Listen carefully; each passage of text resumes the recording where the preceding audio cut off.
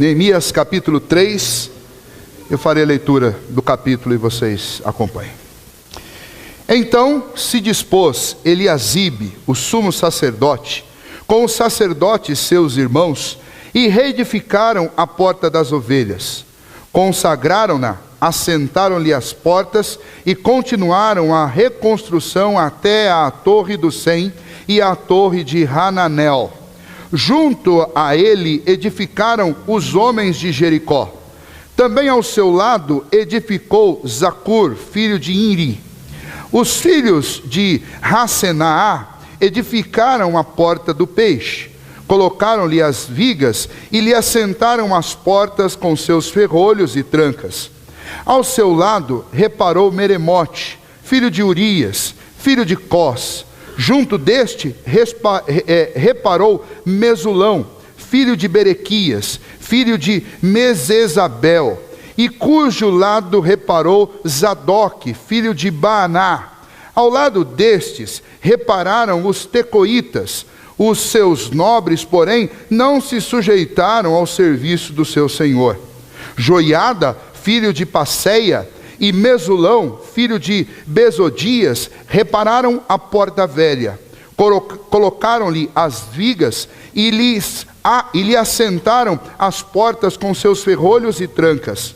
Junto deles trabalharam Melatias, Gibeonita, e Jadom, Meronotita, homem de Gibeon e de Mispa, que pertenciam ao domínio do governador de além do Eufrates. Ao seu lado reparou Uziel, filho de Ararias, um dos ourives. Junto dele Ananias, um dos perfumistas, e restauraram Jerusalém até o muro largo. Junto a estes trabalhou Refaías, filho de Ur, maioral da metade de Jerusalém. Ao seu lado reparou Gedaías, filho de Arumafe, defronte de sua casa, e ao seu lado reparou Atus, filho de Asabneias. A outra parte reparou Malquias, filho de Arim, e Hassub, filho de Paate-Moabe, como também a torre dos fornos. Ao lado dele reparou Salum, filho de Alões, maioral da outra meia parte de Jerusalém, ele e suas filhas. A porta do vale reparou a Hanum e os moradores de Zanoa. Edificaram-na e lhe assentaram as portas com seus ferrolhos e trancas, e ainda 1000 côvados da muralha até a porta do monturo. A porta do monturo reparou a Malquias, filho de Recabe, maioral do distrito de Bet-Haquerem. Ele edificou e lhe assentou as portas com seus ferrolhos e trancas. A porta da fonte reparou a Salum, filho de Col-Rosé, maioral do distrito de Mispa. Ele a edificou e a cobriu e lhe assentou as portas com seus ferrolhos e trancas. E ainda o muro do açude de Hacelá, junto ao jardim do rei, até aos degraus que descem da cidade de Davi. Depois dele reparou Neemias, filho de Asbuque, maioral da metade do distrito de Bet-Zur, até de fronte dos sepulcros de Davi, até o açude artificial e até a casa dos heróis. Depois dele repararam os levitas Reum, filho de Bani, e ao seu lado Hassabias, maioral da metade do distrito de Keila. Depois dele repararam seus irmãos Bavaí, filho de Anadad, maioral da metade do distrito de Keila.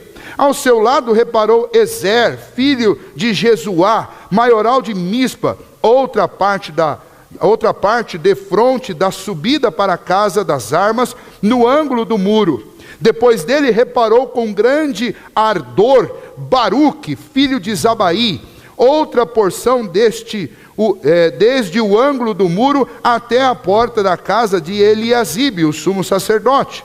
Depois dele reparou Meremote, filho de Urias, filho de Cós, outra porção, desde a porta da casa de Eliasibe até a extremidade da casa de Eliasibe.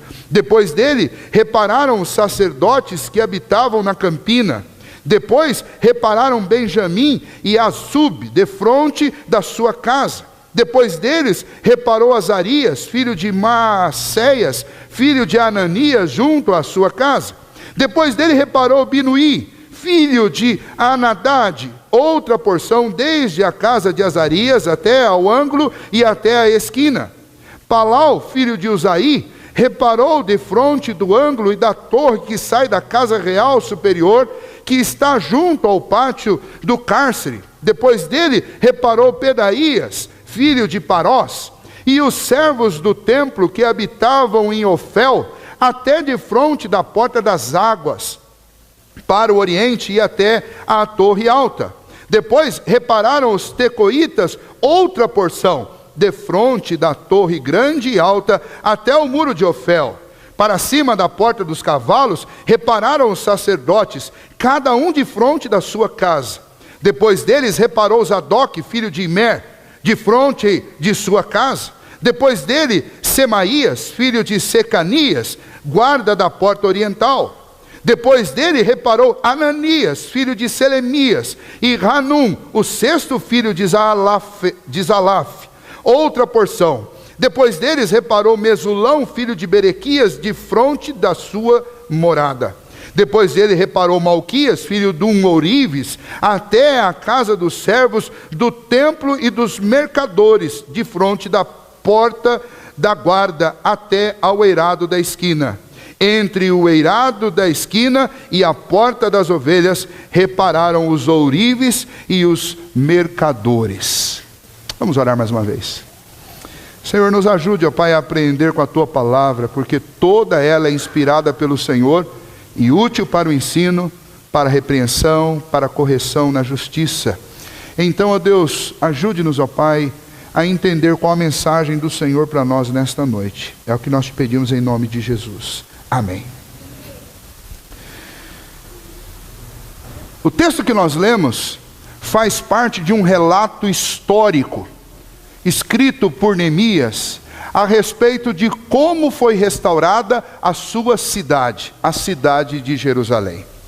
Neemias, junto com grande parte do povo, naquela época, estava vivendo aprisionado fora de sua terra, por causa dos vários domínios que vieram sobre a região da Palestina, desde os sírios, os assírios, os babilônios, desde os persas, os medo-persas, e nós vimos bastante sobre isso, estudando sobre Daniel aqui. Esta terra foi dominada por vários povos, e entre eles, nesta época, um imperador, Artaxerxes, ele estava no governo, e Neemias era escravo e servia na corte deste rei. E chegou aos ouvidos de Neemias a notícia de que a sua cidade estava desolada, que a sua cidade estava arrebentada. Chegou a notícia de que os túmulos dos seus pais foram profanados, e que as pessoas que estavam vivendo nessa cidade estavam vivendo em grande miséria. Os muros da cidade, que eram o mínimo de segurança que eles precisavam, estavam quebrados. As portas tinham sido queimadas e arrancadas. E então as poucas pessoas que ficaram lá estavam suscetíveis a todo tipo de ação por parte de homens violentos, de povos nômades que passavam por ali. E eram constantemente assaltados e roubados e feridos. Então Neemias chorou grandemente por saber que o seu povo estava assim. E Neemias adotou essa crise para ele. Ele falou com Deus e pediu que Deus o ajudasse a ir lá naquela cidade e reconstruir pelo menos aqueles muros e aquelas portas, para que houvesse segurança para os poucos que ainda ficaram lá. Neemias conversou com o rei, e Deus inclinou o coração do rei para que o abençoasse e o ajudasse. Neemias escreveu cartas, e estas cartas foram sancionadas pelo imperador para que Asaf, que era o guarda das florestas reais, concedesse madeira. E eles transportaram junto ele, com uma grande multidão de homens, transportaram essas madeiras para Jerusalém. E chegando lá, Neemias passou durante a noite, durante a madrugada, olhando o estado da cidade, e então traçou uma estratégia para recuperar o mais breve possível a segurança de Jerusalém. E como ele faz isso? Ele faz isso reunindo todas as famílias da cidade, reunindo todas as pessoas da cidade, os líderes, os maiorais, os menores, todos. Reuniu homens que lidavam com culto e homens que lidavam com comércio. Reuniu pessoas de todo tipo para exercer ou para executar essa tarefa importante. E o capítulo 3, que muitos comentaristas, se você for procurar e estudar sobre Neemias, você vai ver que muita gente pega o capítulo 3 e simplesmente ignora o capítulo 3, como se não tivesse nada para ser ensinado, nada para ser aprendido nesse capítulo. O capítulo 3 é exatamente a descrição de coisas poderosas que só podem acontecer dentro do povo de Deus, só podem acontecer no meio de uma igreja, só podem acontecer se Deus estiver tocando o coração das pessoas. E então o que nós encontramos no capítulo 3 são princípios para a vida da igreja, princípios para a nossa vida em comunidade, princípios para o povo de Deus, porque somente esse povo, capacitado por Deus, tocado por Cristo Jesus, é capaz de fazer o que aqueles homens fizeram e repetir esta obra ainda hoje. A igreja é um milagre, porque é juntar pessoas diferentes, pessoas de classes diferentes, pessoas de origens diferentes, e viver todo mundo em comunhão no mesmo lugar, como nós cantamos, é algo extraordinário que só pode ser feito pelo Senhor. E desde o Antigo Testamento, a Bíblia relata momentos na história em que Deus fez essa obra. E este texto é um deles. Eu queria citar algumas questões importantes deste texto para vocês, para que a gente pudesse extrair alguns princípios daqui. Neemias conseguiu reunir esse povo e colocá-los todos juntos para trabalhar por um só propósito. Igreja também é um lugar assim, onde as pessoas se reúnem e elas têm um único alvo em comum. E embora a gente ataque várias frentes diferentes, nós queremos a mesma coisa. E Neemias conseguiu isso. Se você fosse dividir o texto, levando isso em consideração, você vai ver que todo o texto, ele está dividido em pelo menos 3 partes. A primeira está reunida pela expressão, junto a ele.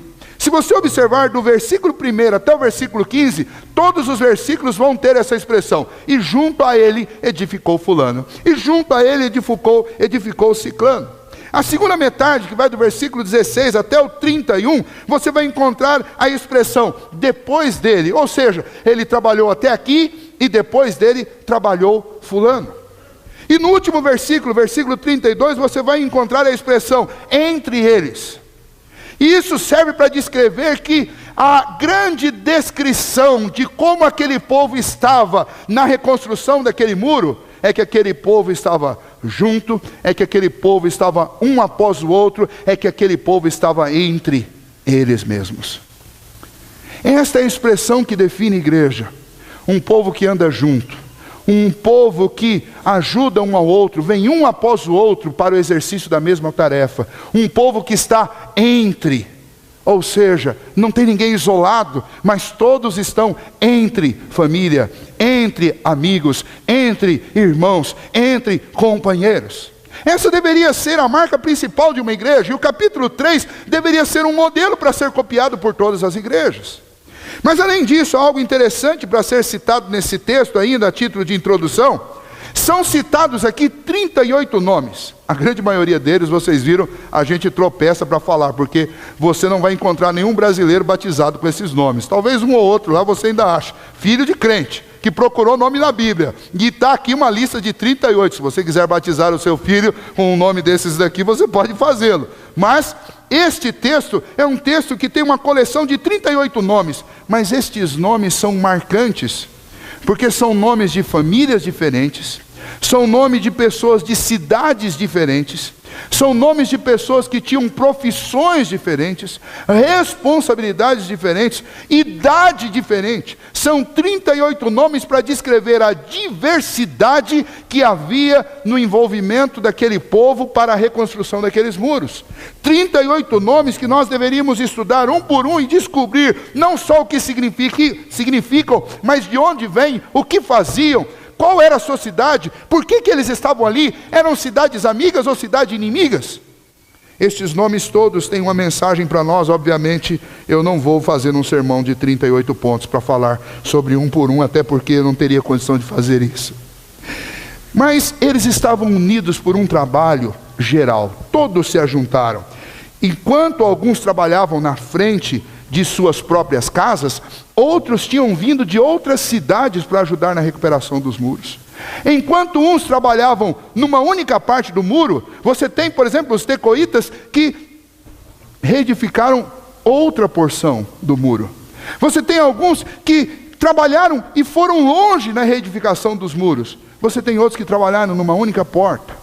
Mas você tem gente diversa, você tem gente que era a maioral da cidade, o maioral de Jerusalém. Jerusalém naquela época estava dividida em 2 distritos. Tinha um que governava na parte oriental e outro que governava na parte ocidental. Os 2 maiorais estavam lá ajudando a reconstruir. E junto com eles estavam suas filhas, trabalhando na reconstrução. Na reconstrução tinha homem e tinha mulher. Tinha adulto e tinha criança. Todo mundo trabalhando com o mesmo propósito. Eles não aprenderam como fazer isso numa escola, num centro de treinamento, num seminário. Foi obra de Deus na vida deles. Sob a direção de Neemias, Deus levou esse povo a fazer algo muito mais extraordinário do que reformar portas ou do que reconstruir um muro. Deus os levou a fazer a coisa mais extraordinária que um povo pode fazer: trabalhar junto. E é exatamente por isso que eu gostaria de falar desses princípios para a igreja aqui de Neemias 3. Porque o que nós mais precisamos é trabalhar juntos. A igreja chegou a 136 anos, primeiramente por causa do governo de Deus e porque Deus nos guardou até aqui. Mas chegou a 136 anos de história porque houve aqui famílias ao longo dessas décadas e até deste século, quase um século e meio, que trabalharam juntas.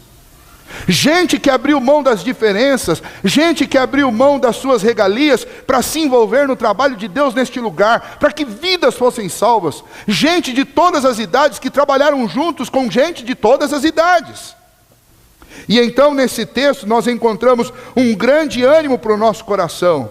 Porque nesse texto nós encontramos gente que fez trabalho importante, como reformar a porta principal. E gente que fez trabalho que ninguém gostaria de fazer porque é bem menos glamuroso. Gente que reformou, por exemplo, a porta do monturo. Sabe o que é a porta do monturo? É a porta que dava de frente com o lixão. O lugar onde todo mundo trazia o lixo e trazia para ali. Mas teve gente que se envolveu na reconstrução da porta do monturo. Trabalho não glamuroso, que ninguém quer fazer. Mas quando você tem uma igreja, um corpo, unido por um só propósito, ninguém está preocupado se o que está fazendo tem glamour ou não. O que está preocupado realmente é em fazer aquilo que lhe foi dado como porção para o seu trabalho. Então eu quero citar para vocês pelo menos 4 princípios para a vida da igreja que nós podemos encontrar nesta lista de 38 nomes, e essa lista tão repetitiva e um texto que não nos chama muita atenção e que não é agradável na leitura. Mas nós podemos aprender. Podemos aprender em primeiro lugar, um princípio para a vida da igreja, logo nos primeiros versículos, é o princípio dos corações humildes. A igreja só produz, a igreja só faz, a igreja só avança, quando a igreja é composta de pessoas que têm um coração humilde, que têm humildade no serviço. Veja, o versículo 1 diz: então se dispôs Eliasibe, o sumo sacerdote. Lá em Jerusalém não havia figura mais importante naquela época do que Eliasibe. Ele era o sumo sacerdote. Ele era o homem principal, era a peça-chave em tudo que acontecia em Jerusalém. Por quê? O principal deveria ser o monarca, o governador. Mas aqui é um momento em que não há governo, porque a cidade foi dominada. Só sobrou liderança religiosa, liderança espiritual. Só sobrou a liderança do culto a Deus, que foi o que não foi tirado do povo. E esse líder era o líder mais importante da cidade. E o que esse líder vai fazer?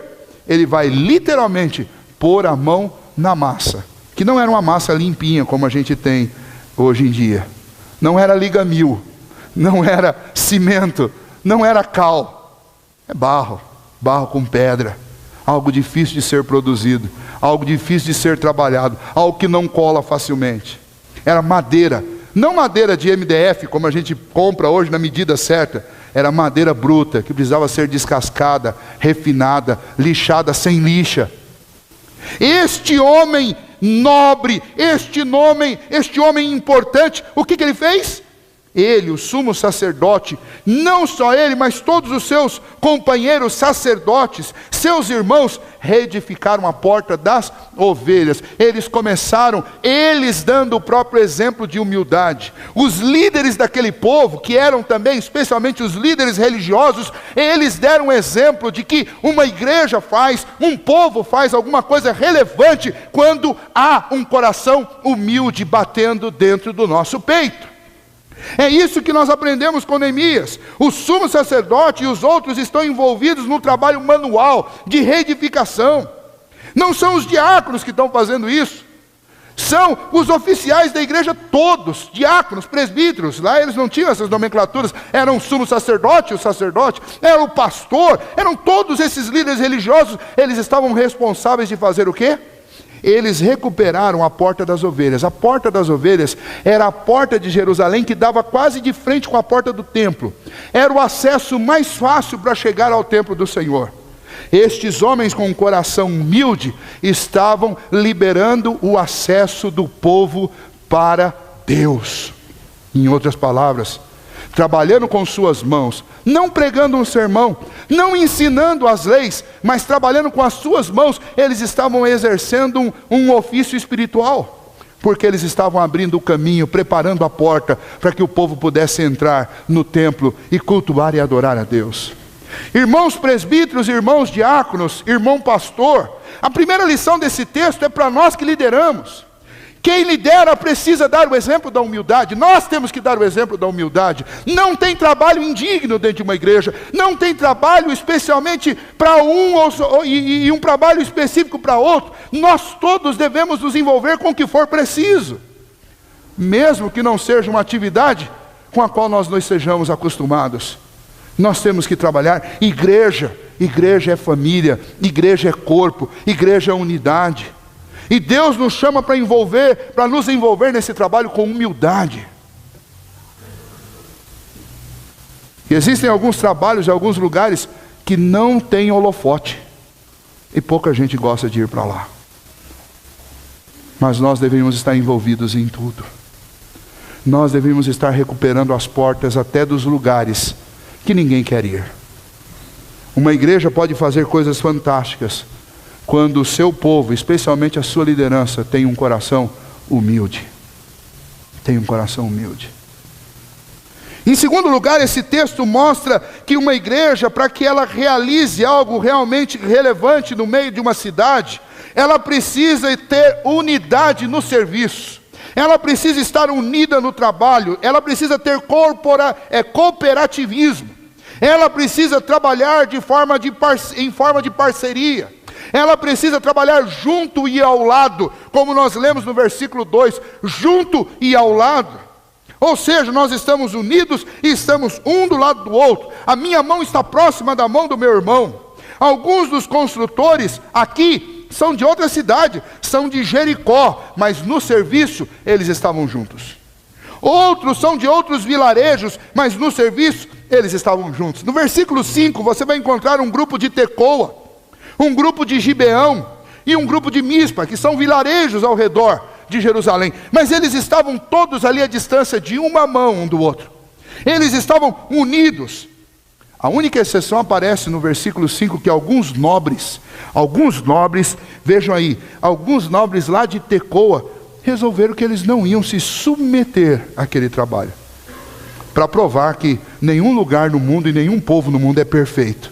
Lá tinha gente também que tinha o nariz tão empinado que não era capaz de colocar a mão no barro, que não era capaz de sujar a mão com a poeira. Mas eu gostaria realmente que nenhum de nós se encaixasse nesse versículo 5 aí, pelo menos na segunda parte dele. Porque uma igreja relevante é uma igreja que está unida no serviço. Irmãos, existem muitas coisas a serem feitas, não só na igreja, mas especialmente fora da igreja. Existe muita gente para ser alcançada, e essa gente não vai ser alcançada a não ser que haja humildade da nossa parte e que haja unidade no nosso trabalho. Mas em terceiro lugar, quando nós olhamos para essa lista interminável de 38 nomes de pessoas estranhas, alguma coisa parece ser extremamente especial para a vida da igreja. Todos nessa lista têm algo a oferecer. Todos são necessários.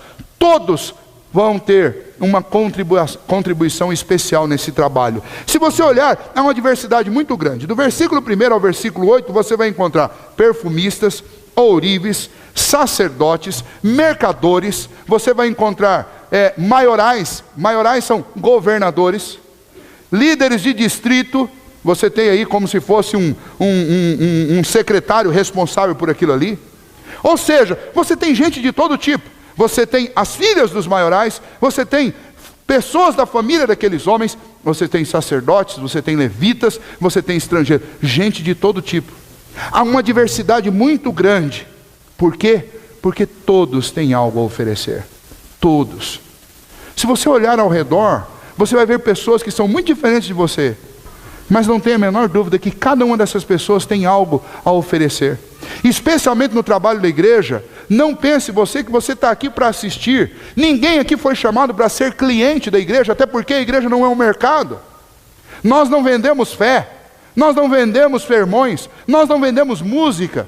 Você está aqui, você é parte dessa igreja, você está aqui chamado para trabalhar, para se envolver, para se doar. E se Deus te trouxe aqui, é exatamente porque há alguma coisa muito importante em você, que Deus quer que seja posto a serviço do reino dele, aqui neste lugar. Todos nós temos algo a oferecer. Dos maiorais aos menores lá de Jerusalém, todos colocaram a mão na massa, porque todos tinham um talento e todos podiam contribuir de alguma maneira. Igreja é um lugar onde todos os talentos, todos os serviços, todas as pessoas são indispensáveis. Essa igreja tem 136 anos, porque durante 136 anos, homens e mulheres com cada um dos seus talentos, com o seu perfil, contribuíram e trabalharam na obra do Senhor aqui. É por isso que nós estamos aqui. Senão não haveria igreja para nós estarmos nessa noite aqui, neste lugar. Sem nunca deixar de perceber o cuidado e o zelo de Deus em guardar a igreja. Mas Deus manifesta esse cuidado, este zelo, exatamente através da vida de cada um. Você está aqui, eu quero dizer para você, eu não gosto daquelas frases, olha, você tem um valor imprescindível para nós, porque às vezes a gente parece meio hipócrita falando isso, mas eu quero dizer para você o seguinte, olha, Deus te fez de uma forma singular, e o seu valor para Deus não pode ser dimensionado por ninguém. Mas nós queremos como igreja, valorizar cada um de vocês. Esse é o propósito nosso como igreja, o propósito da liderança dessa igreja, porque cada um de vocês tem uma tarefa, cada um de vocês tem um talento a oferecer. Olha só, vou fazer uma pergunta para vocês. Vocês não estão sentindo falta de nada agora, nesse horário? O que você está sentindo falta, Caleb? O cheiro da pipoca, né? Hoje não tem pipoca porque a gente vai ter salgadinho, não vai precisar da pipoca. Mas imagine quantos anos nós vivemos sem o cheirinho da pipoca. Pipoca foi uma tarefa que começou há pouco tempo, com alguns irmãos nossos aqui que se dispuseram a se envolver para preparar um cafezinho para a gente poder passar um tempo maior aqui conversando. Quem vai dizer que o trabalho deles não é importante? O trabalho deles é indispensável, porque algumas pessoas já chegaram na nossa igreja aqui esse ano, porque nós tivemos a oportunidade de gastar um pouquinho mais de tempo com elas conversando e comendo uma pipoquinha. Quem as trouxe para cá? Não foi a pipoca, com certeza. Mas foi o trabalho desses irmãos que se dedicaram a fazer alguma coisa que estava faltando para nós. Então, o que eu quero dizer com isso? Todos nós temos algo a oferecer. Todos nós temos algo a contribuir para que essa igreja continue, para que essa igreja seja grande, para que as famílias sejam abençoadas. Todos temos algo a oferecer. Lá naqueles muros, todo mundo deixou a sua marca, todo mundo deixou a sua digital naquele muro. Desde o maior ao menor, todos contribuíram. E eu quero desafiar você que é membro dessa igreja, você que está chegando, ache o seu local, faça a sua contribuição. Você tem algo a oferecer, e foi por isso que Deus te trouxe aqui. Talvez algumas outras pessoas que ainda não estão aqui vão ser alcançadas pelo pequeno detalhe que você vai realizar no trabalho dessa igreja. Não tem trabalho menor nem maior. Todos são igualmente importantes. E todos vocês têm algo a oferecer. Não deixa que ninguém diga o contrário. vocês são absolutamente necessários na vida dessa igreja. Cada um de vocês, cada um de nós. Por último, tem algo muito interessante acontecendo aqui. Estas pessoas todas, esses 38, estão comprometidos com a obra do Senhor. Porque Deus tinha feito promessas a respeito da restauração de Jerusalém. E aqueles homens estão, sob a liderança de Neemias, reconstruindo os muros, refazendo as portas, porque eles acreditavam piamente que Deus iria restaurar Jerusalém.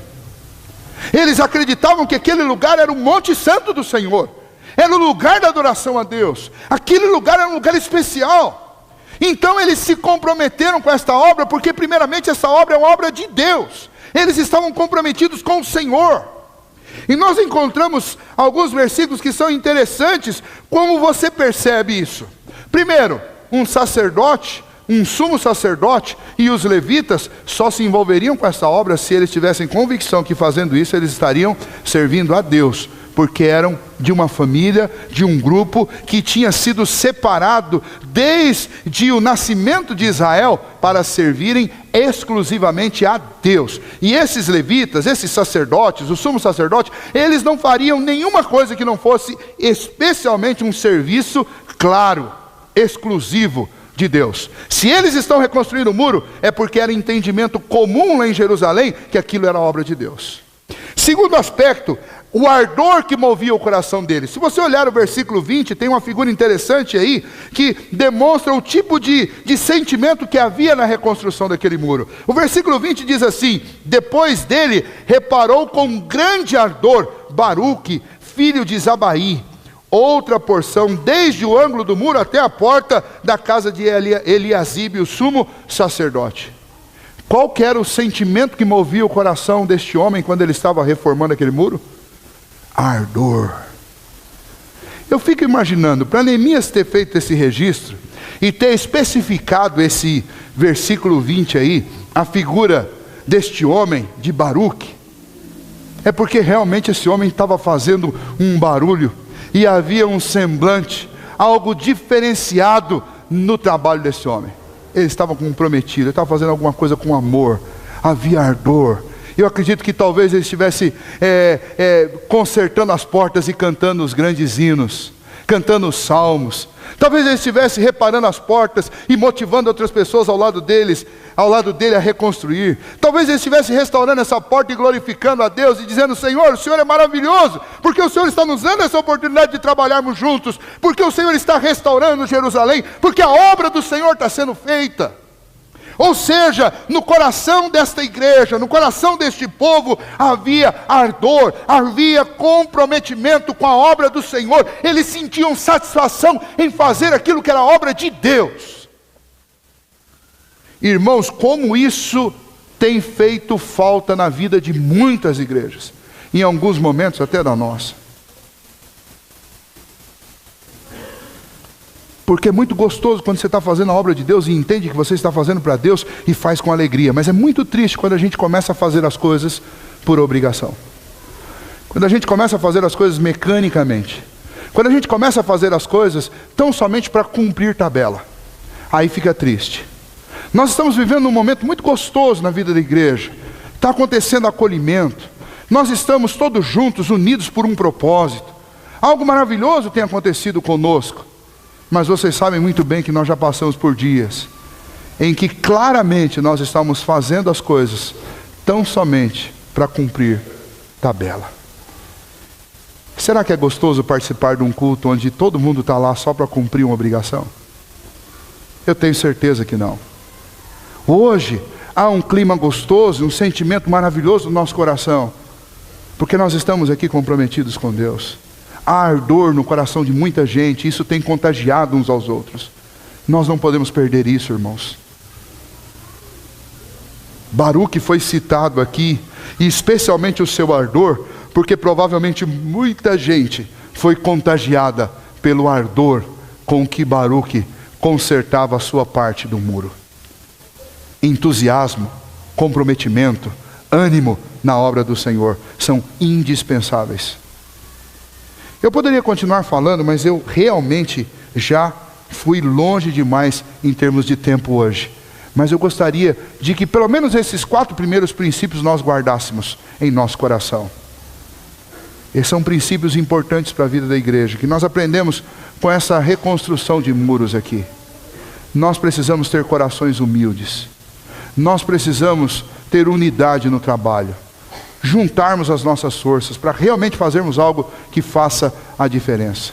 Você precisa lembrar, ter consciência sempre de que todos nós, inclusive você, tem algo a oferecer, e o seu trabalho é indispensável na igreja. Se hoje você não está fazendo alguma coisa aqui, saiba que está sendo deficitário o nosso trabalho, porque está faltando você. Você precisa atuar de alguma maneira. O seu trabalho é indispensável, a sua mão é indispensável.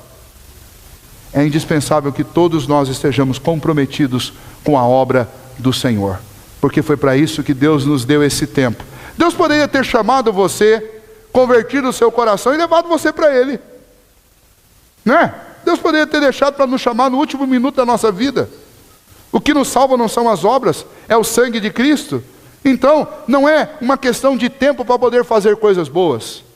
O tempo que Deus deu a mim e a você é para que nós pudéssemos nos tornar cooperadores neste reino glorioso do Senhor. É um grande privilégio de poder pôr a mão na massa nesta obra gloriosa do Senhor. Não abra mão desse privilégio, mas participe, faça parte disso. Talvez você veio aqui como visitante também, está ouvindo essa mensagem, não está entendendo muito porque esse pastor citou esse monte de nome diferente e falou essas coisas, mas eu quero dizer para você, você foi trazido aqui para conhecer uma igreja. Igreja é um lugar de pessoas que foram incluídas na família de Deus, por causa da obra de Cristo Jesus, que entregou-se naquela cruz em nosso lugar, para que nós fôssemos salvos. Igreja não é um lugar de gente perfeita, é um lugar de gente imperfeita, mas gente imperfeita que tem a certeza de que um dia Deus nos glorificará, nos aperfeiçoará, pela sua graça e misericórdia nós vamos morar com Ele por toda a eternidade. Se você quer fazer parte desse grupo, que não é um grupo de gente perfeita, mas é um lugar maravilhoso para se estar. Eu diria que não há outro lugar melhor para se estar do que no meio do povo que louva, adora e que busca ao Senhor. Eu quero convidar você a crer em Cristo Jesus. Eu sei que eu não posso convencê-lo, mas o Espírito Santo de Deus pode. E eu quero dizer a você que se Deus te trouxe aqui nesta noite, é para que você soubesse daquilo que foi dito aqui, sem dúvida nenhuma. Mas é também para que o Espírito Santo de Deus, que está quebrantando o seu coração, pudesse transmitir a você, iluminar o seu coração, para que você compreendesse a mensagem de que é o amor de Cristo que cobre a multidão dos nossos pecados. E é somente pelo amor de Cristo que nós podemos ser salvos. Aquele povo estava unido na obra do Senhor, e o que eles estavam fazendo, eles não sabiam disso ainda. Só era possível por causa da ação de Deus na vida deles. Nós só estamos juntos aqui nesta noite por causa da obra de Deus na nossa vida, especialmente a obra redentora, quando Cristo morreu na cruz em nosso lugar. Em Cristo nós somos um só povo, um só corpo, porque é Ele que nos une a Deus, e todos nós estamos unidos ao Senhor através do sangue do Cordeiro, do sangue de Cristo Jesus. Para fazer parte desta igreja, você não tem que responder um questionário e simplesmente passar a fazer parte. Para fazer parte desta igreja, o Senhor tem que tocar o seu coração. E Deus não escolhe corações perfeitos, porque eles não existem. Se você está aqui, é porque Deus tem te chamado. Deus tem te chamado para servi-lo, para amá-lo, mas principalmente para conhecer o seu Filho Jesus. E depois, você pode se unir a nós na adoração e no serviço a esse Deus.